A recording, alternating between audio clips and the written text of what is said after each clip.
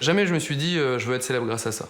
En tout cas, quand les vidéos sur Internet avec Dailymotion et YouTube sont arrivées et que j'ai pu poster des vidéos, là je me suis dit, là je vais pouvoir m'abuser longtemps à mon avis. Il a fallu combien de temps pour passer de 100 vues à 1,5 milliard?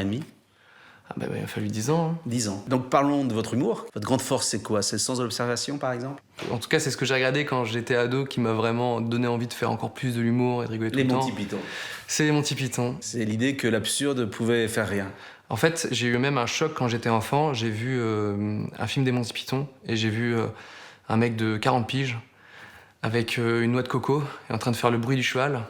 Et je me suis dit, mais en fait, on peut être un vieux et être craqué du cerveau, quoi. Et je me suis dit, mais si j'arrive à faire ça de ma vie, ce serait formidable, quoi. Alors justement, vous parlez des vieux, c'est l'un de vos grands thèmes, la différence entre votre génération et celle de vos parents qui ne comprennent rien à Internet, et qui appellent ça d'ailleurs l'Internet. Ma mère est ma première inspiration de blague. J'ai rien inventé. J'ai juste à observer et à le refaire devant la caméra. C'est beaucoup plus drôle.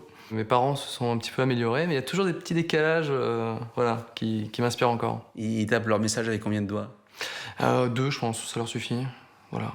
C'est très long. Si je veux faire une discussion par SMS, c'est très long, mais je prends mon temps.